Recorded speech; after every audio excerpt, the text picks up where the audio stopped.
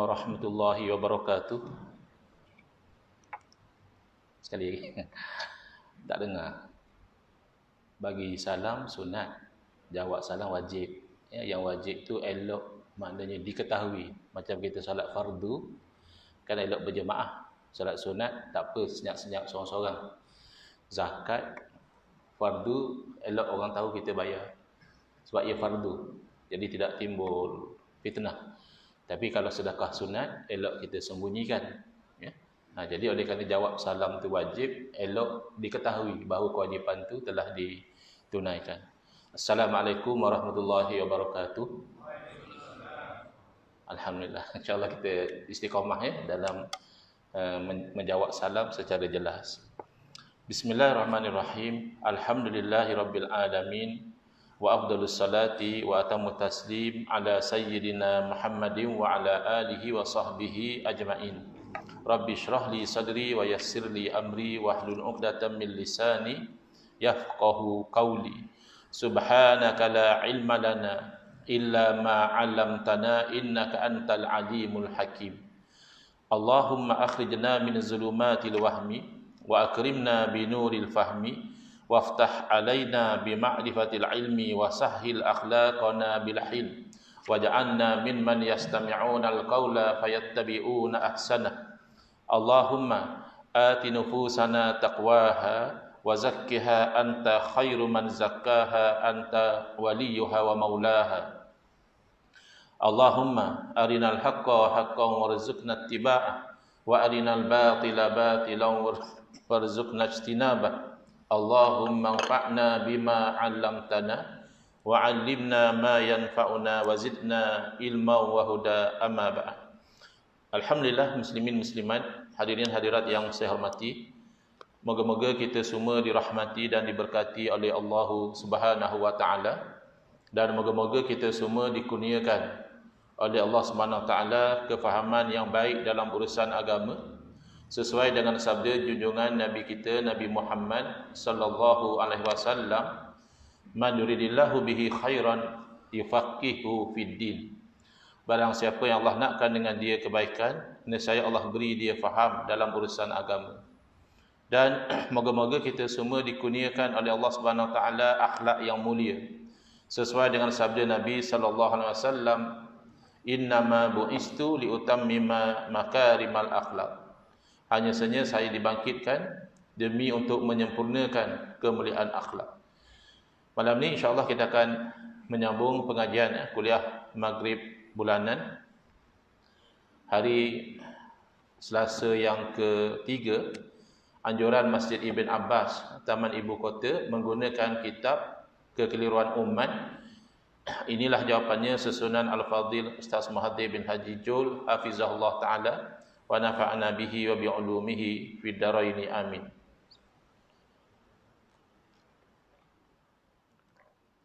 Kita sampai ke muka surat 247. Mungkin kita undur sedikit ke muka surat 244 secara laju, iaitu Ustaz Mahathir masukkan isu talqin. Kerana isu amalan talqin di kuburan ini salah satu isu yang menjadi kekeliruan dalam fikiran sebahagian masyarakat. Bahkan ada kalanya menjadi punca perbalahan. Misalnya seseorang meninggal dunia, maka anak-anaknya mungkin berbalah kerana sebahagian nak buat amalan talqin, sementara sebahagian mengatakan tak nak buat kerana ini adalah perkara yang bid'ah. Ini yang pernah berlaku dalam masyarakat. Bahkan mungkin ada orang sampai berpesan, kata dia, kalau saya mati, saya pesan jangan talqinkan jenazah saya. Alhamdulillah lah, senanglah kerja orang yang urus jenazah, ya. Tapi kita nak tahu dari segi hukum, apakah dalil sandaran amalan talqin. Dan malam ni insya-Allah kita lihat apakah pandangan para alim ulama tentang amalan talqin ini. Baik, yang ini kita telah sentuh dalam kuliah yang lalu, kita sebut secara laju, iaitu soalan, bolehkah mentalkinkan mayat di kuburan, ya, seperti yang biasa diamalkan oleh masyarakat Islam di Malaysia dan juga di negara-negara lain. Jawapannya, perkara ini dibolehkan oleh para ulama sejak dahulu lagi. Sandarannya ada dalil yang umum tentang setelah kita kebumikan jenazah, jangan kita terus balik. Sebaliknya kita duduk dulu. Maknanya tinggal dulu di kuburan itu sejenak. Iaitu hadis daripada Sayyidina Amr bin Al-As radhiyallahu anhu, hadis sahih riwayat Imam Muslim, yang mana beliau berpesan, fa idza dafantumuni fashunnu alayya turaba shanan. Apabila kamu telah mengkebumikan saya, maka timbuskanlah jenazahku itu dengan tanah sehingga rata.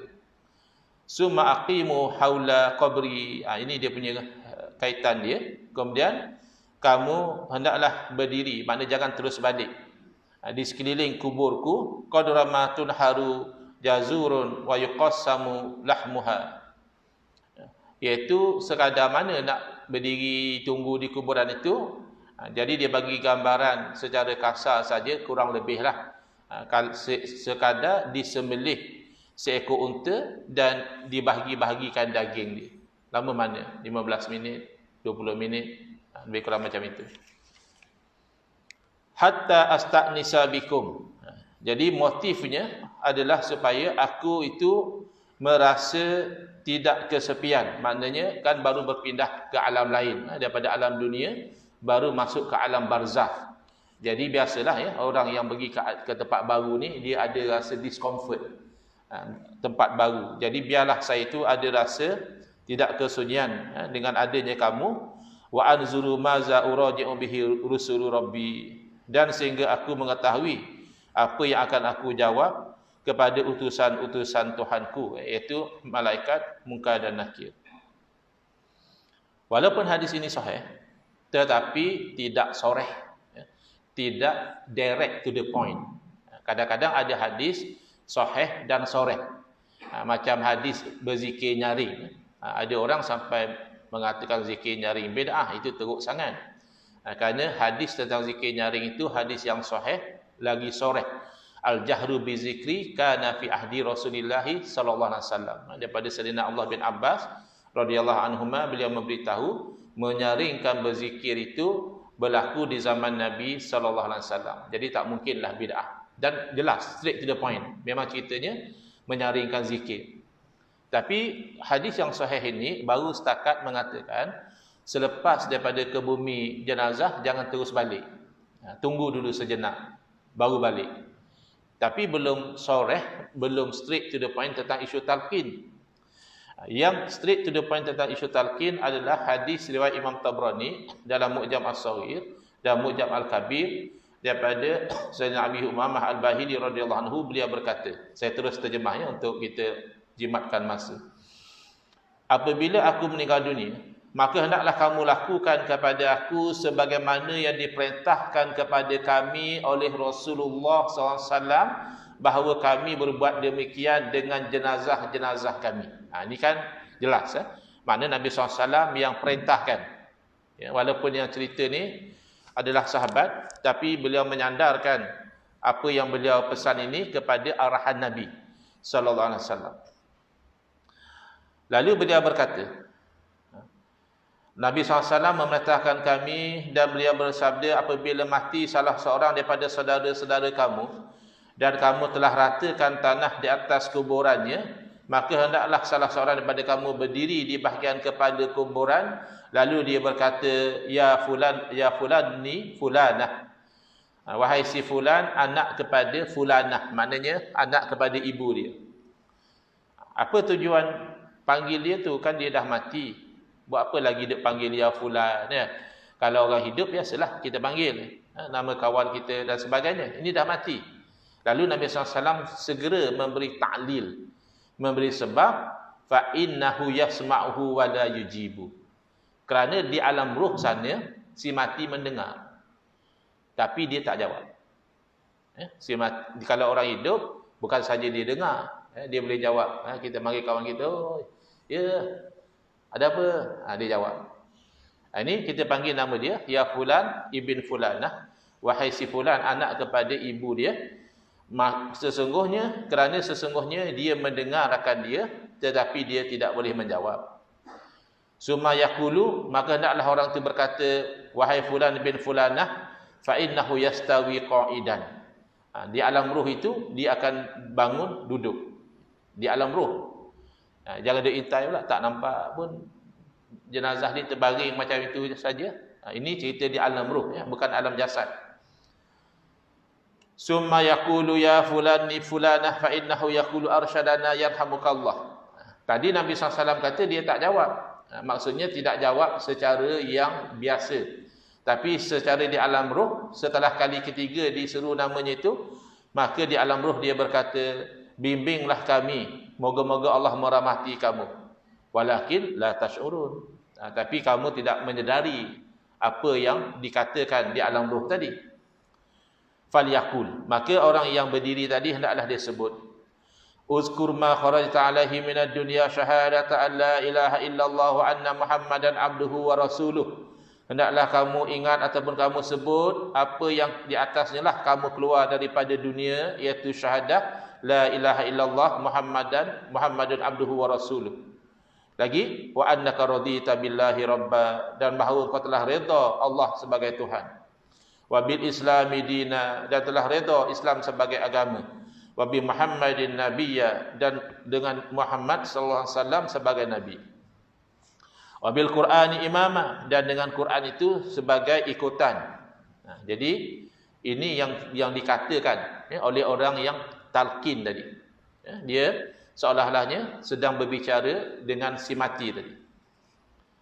Fa inna munkaran wa nakiran ya'khudhu kullu wahidin minhum ma bi yadi sahibihi wa yaqul. Kerana sesungguhnya malaikat munkar nakir itu masing-masing akan memegang tangan rakannya tadi di kalangan malaikat, wa yaqulu in taliq bina ma yaquluna idaman lukina hujjatuhu. Jomlah kita berangsurlah, bergeraklah. Apa lagi kita nak tunggu di sisi orang yang telah ditalqinkan hujjahnya, mana dah ditalqinkan apa yang dia sepatutnya jawab. Qala Abu Umamah, lalu perawi hadis menambahkan lagi, faqala rajulun, setelah Nabi SAW berpesan demikian, ada seorang lelaki bertanya, ya Rasulullah, fa illam yu'raf ummuhu. Tadi Nabi SAW kata, ya fulan ibn fulanah, maknanya kita seru nama orang mati tadi dengan dibinkan kepada ibu dia. Maka ada orang dia tertanya-tanya, macam mana kalau kita tak tahu nama ibu dia? Kerana kemungkinan untuk orang tak tahu nama ibu seseorang tu lebih tinggi berbanding dengan tak tahu nama bapa dia. Kerana bapa ni selalu disebut, orang ni bin siapa, bin siapa. Tapi bin pada ibu tu jarang. Jadi macam mana kalau kita tak tahu nama ibu dia? Qala, lalu Nabi SAW menjawab, yansabuhu ila ummihi Hawa, ya fulan ibn Hawa. Kalau tak tahu, maka pergilah kepada ibu yang paling atas sekali, iaitu Sayyidina Hawa. Maka berkatalah orang itu, orang yang talqin tadi, wahai fulan, nama orang mati itu anak kepada Hawa. Jadi ini hadis soreh, mana straight to the point. Memang cerita pasal talqin. Masalahnya tidak sahih. Ya, soreh tapi tidak sahih. Kalau sahih selesai. Tidak ada lagi isu. Tidak sahih, apa kita nak amal ustaz? Dah terang-terang dah kata hadis ni tak sahih. Ingat balik bab yang keempat yang kita telah terangkan lama dahulu, bahawa dalam istilah ilmu hadis, tidak sahih bukan bermakna hadis tu tak betul. Dalam percakapan kita biasa, bila sebut tak sahih, kadang maknanya tak betul. Betul ke Tuan Haji? Saya dengar Tuan Haji macam ni. Ish, tak sahih tu. Bila kita jawab tak sahih, oh tak betul rupanya cerita tu. Ya. Betul ke dengarnya apa? Nak tukar kerajaan pula ni? Ada langkah macam-macam sekarang ni. Kan? Langkah tu langkah ni. Dengar kata besok nak tukar kerajaan. Ish, tak sahih tu. Bila dikatakan tak sahih tu, mana tak betul. Tapi dalam istilah ilmu hadis, bila kata lam yasih, bukan bermakna hadis itu tidak betul, tapi bererti dari segi kualiti hadis itu tidak memenuhi syarat hadis sahih. Tidak sampai darjat hadis itu hadis sahih. Bila tidak sampai darjat hadis sahih, bererti kemungkinan hadis itu daripada Nabi SAW tidak sebagus hadis yang sahih. Kalau kita masih ingat dahulu, hadis kalau mutawatir yakin daripada Nabi SAW. Kenapa? Bilangan perawi itu sangat ramai. Mustahil selama itu tersilap, terlupa. Selain mutawatir namanya ahad. Hadis ahad dia ada keraguan. Kerana yang meriwayatkan mungkin seorang perawi, mungkin dua orang perawi. Jadi perawi yang tak ramai ni boleh jadi masing-masing itu tersilap atau terlupa. Jadi bila ada keraguan inilah para ulama mengkaji dengan lebih mendalam, melihat kepada kualiti perawi, melihat kepada bersambung atau terputusnya sanad. Kalau kualiti perawi itu bagus pada kacamata penilaian ulama hadis tadi dan sanadnya pula tidak terputus, maka kemungkinan besar hadis itu daripada Nabi sallallahu alaihi wasallam, itu istilahnya sahih. Tapi kalau misalnya kualiti perawi itu mungkin agak pelupa orangnya, ya, ada catatan dia ni, ada masanya dia cakap lain, lepas tu dia tersilap, ya, ada keraguan. Ataupun ada sanad terputus, ya. Nah, dia tabi'in, terus dia kata Nabi SAW bersabda. Tabi'in tak jumpa Nabi. Berarti sahabat yang meriwayatkan pada dia siapa? Atau ke bawah lagi terputus, ya. Maka di situ ada keraguan, maka tidaklah sampai kepada level sahih. Ada kemungkinan daripada hadis Nabi SAW, tetapi kemungkinan itu tidak sebagus sebagaimana hadis sahih. Bila hadis daif sebegini, kita tak bercakap tentang hadis yang sampai ke peringkat maudhu'. Maudhu' tu dikelaskan palsu. Itu sebenarnya bukan hadis. Itu direka-reka, tetapi dinisbahkan kepada Nabi SAW. Kita bercakap tentang yang daif sahaja. Masih ada kemungkinan hadis itu daripada Nabi SAW. Maka sebab itulah kata Imam Nawawi rahimahullah ta'ala, telah sepakat para alim ulama, baik ulama itu daripada kalangan ulama-ulama hadis maupun ulama-ulama fiqh dan ulama-ulama selain daripada dua golongan ulama ini, bahawa harus dan digalakkan beramal dengan hadis dhaif. Bukan setakat harus, yustahabbu, yajuzu wa yustahabbu. Digalakkan untuk beramal dengan hadis dhaif pada skop yang tertentu, selagi mana kedhaifannya itu tidaklah sampai maudhu', malam yakun maudhu'an. Kalau maudhu' tidak diamalkanlah, ya. Tapi kalau setakat dhaif diamalkan, antaranya pada fadailul a'mal, ya, kelebihan-kelebihan. Jadi ini dijadikan dalil oleh para ulama. Kenapa? Kerana ia sebagai berjaga-jaga. Kalau memang benar hadis ini daripada Nabi SAW, untunglah kita talqin, jadi dapat kelebihan kepada orang mati.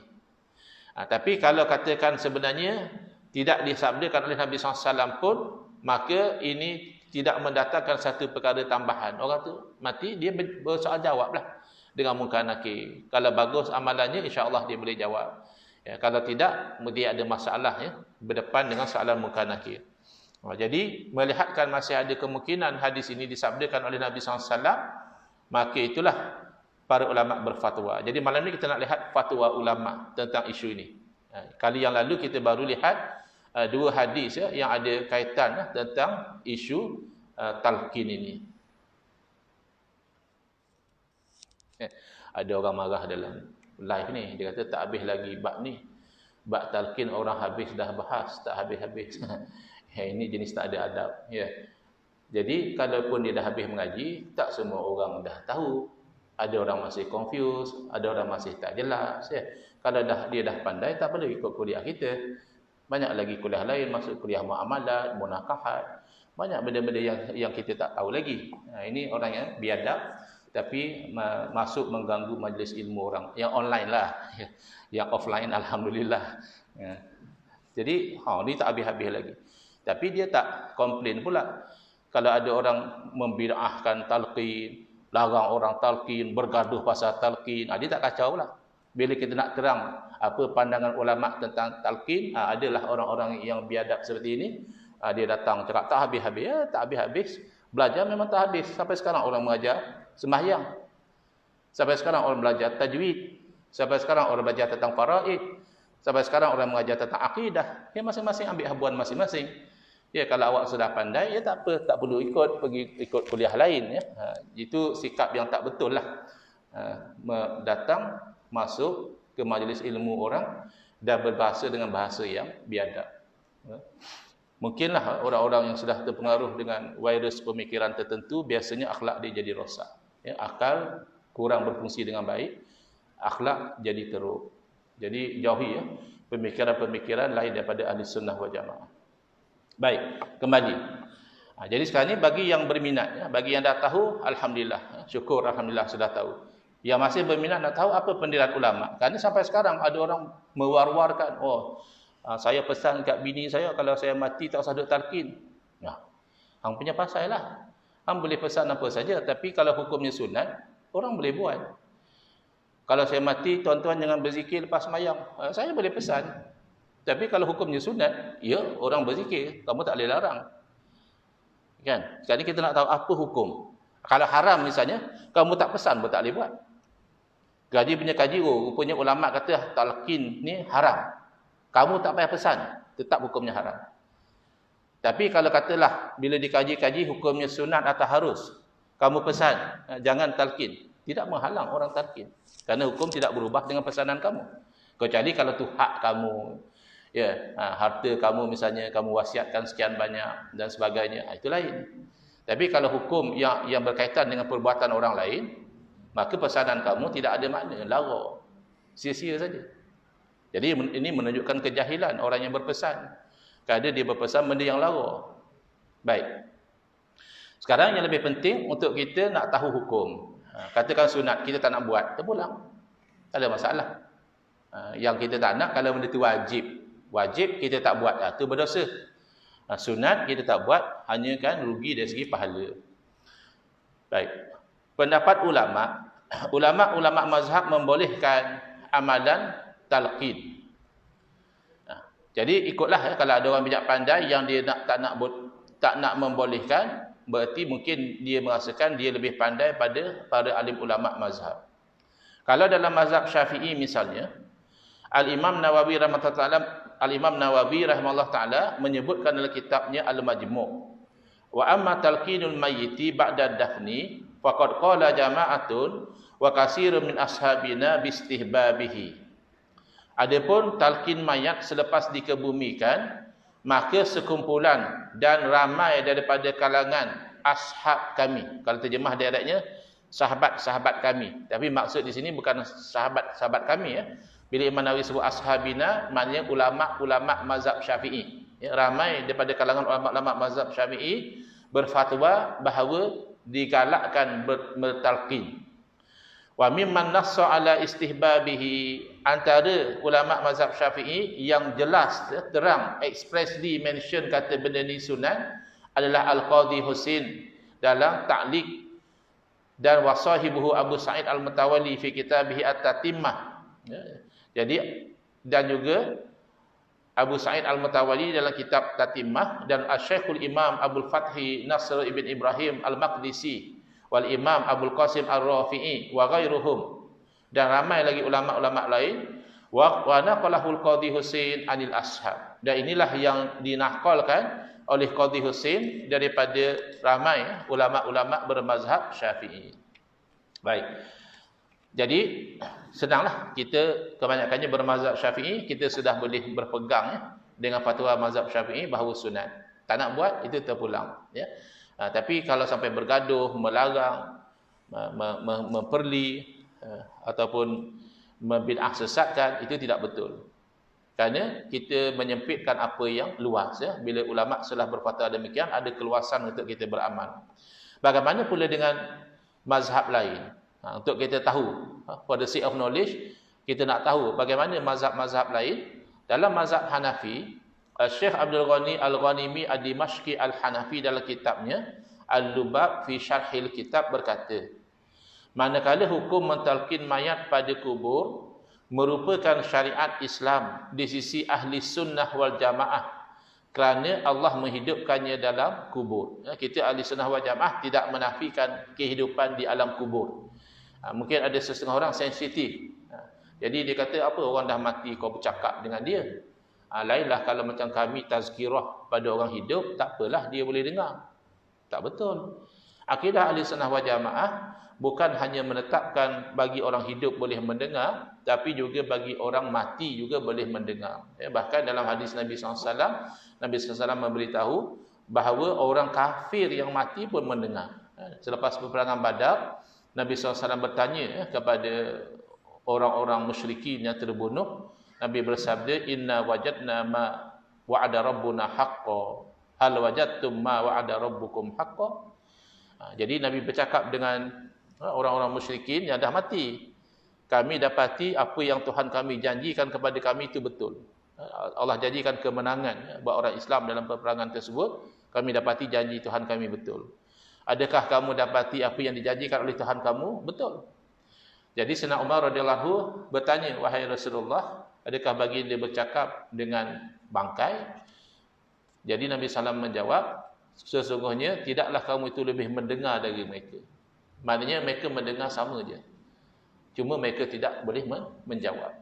Jadi jangan kita terikut-ikut dengan rentak orang-orang kafir, orang-orang ateis, yang free thinker, yang tidak percaya dengan kehidupan di alam barzakh. Ini pendapat ulama. Kalau kamu merasakan lebih pandai daripada ulama, itu terpulanglah. Tapi risiko tinggilah. Orang yang merasakan dirinya lebih pandai daripada ulama, itu terdedah kepada kesesatan. Boleh juga lihat kitab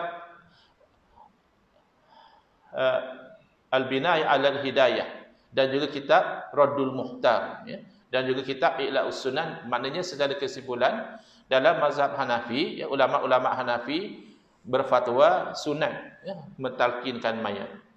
Sementara dalam mazhab Maliki, Al-Imam Al-Qurtubi Al-Maliki rahimallahu taala, pengarang kitab tafsir yang terkenal, iaitu tafsir Al-Jami' li Ahkamil Quran, telah menulis satu bab yang khusus mengenai amalan talqin di sisi mazhab Maliki. Maknanya beliau fokus tajuk tersebut.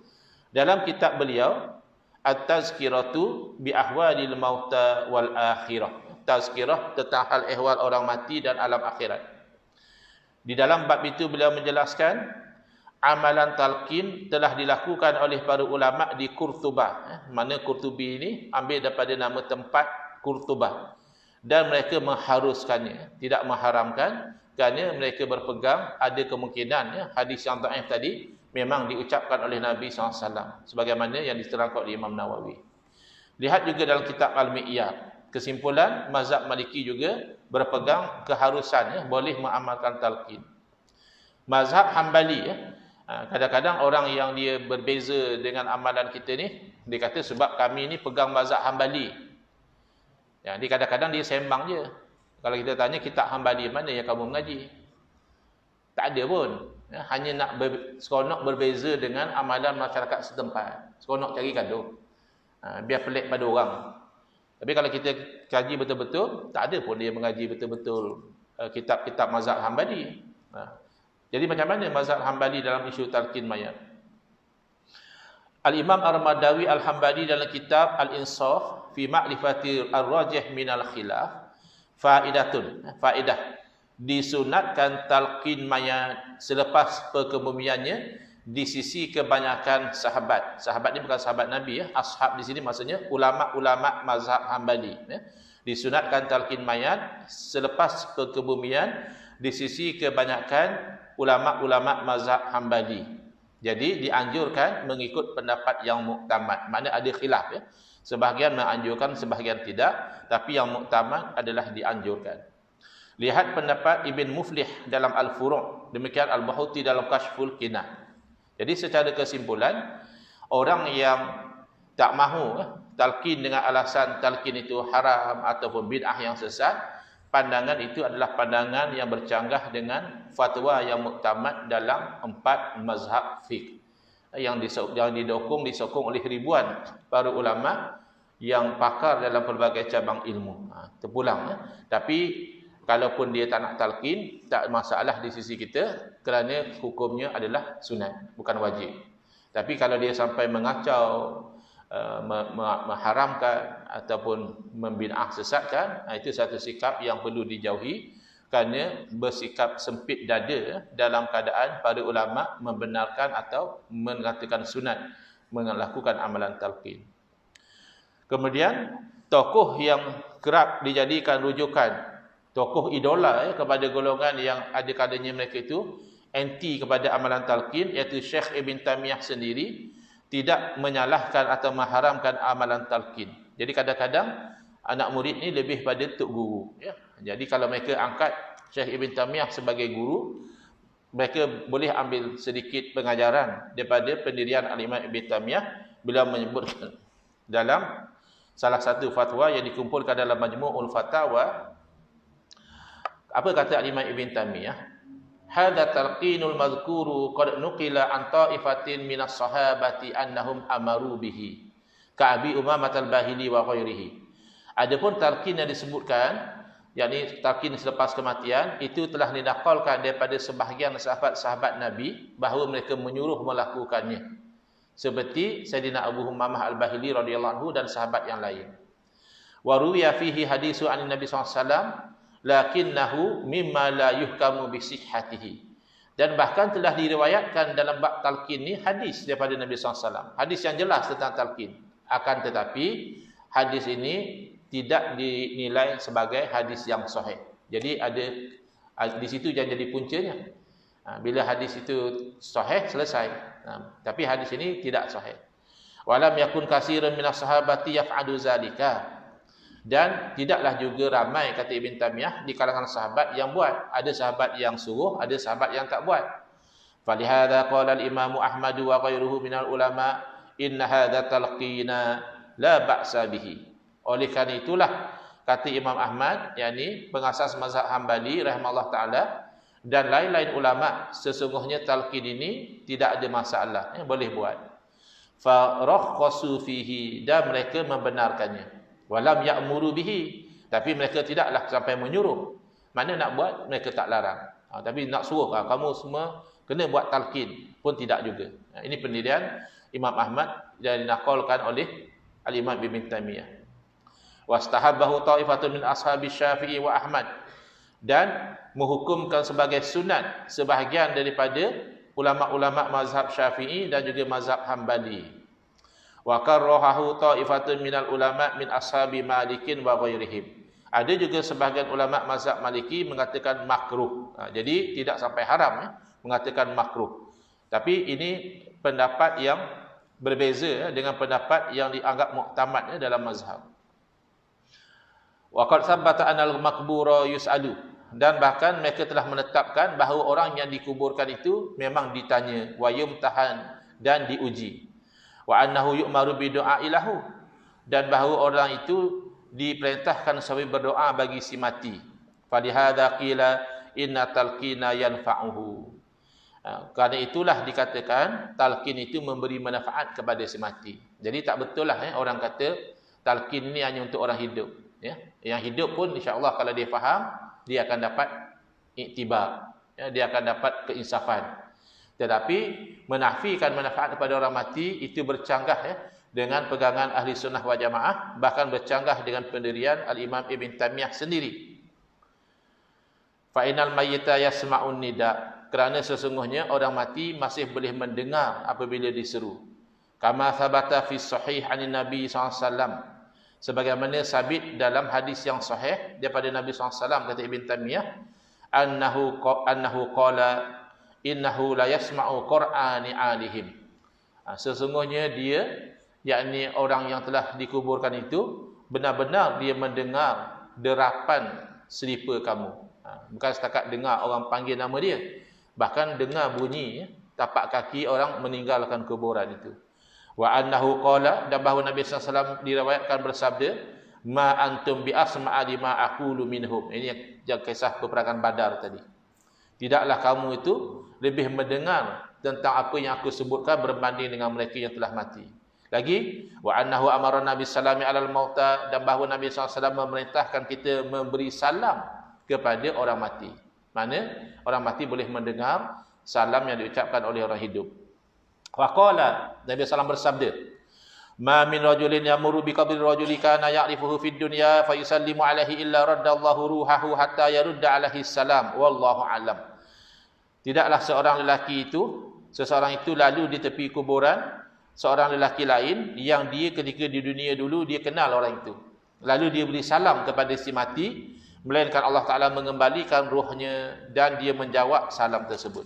Cuma sebagaimana yang disebutkan dalam hadis-hadis sebelum ini, jawab perkataan ataupun percakapan ataupun jawapan salam daripada orang mati itu secara adatan, secara kebiasaannya tidak didengari oleh orang yang hidup. Kalau ada cerita-cerita dia orang bagi salam, tiba-tiba orang dalam kubur tu dengar dia jawab, itu maknanya khariq lil adah, benda yang mencari adat. Mungkin sebagai satu karamah atau sebagainya. Tapi secara kebiasaan, jawapan salam daripada orang mati ataupun perkataan daripada orang mati tidak didengari oleh orang hidup. Beliau menyebutkan dalam Majmu'ul Fatawa yang sama, talqinuhu ba'da mautihi laisa wajiban bil ijma'. Adapun talqin selepas kematian itu bukanlah satu perkara yang wajib dengan kesepakatan. Maknanya sepakat tak wajib.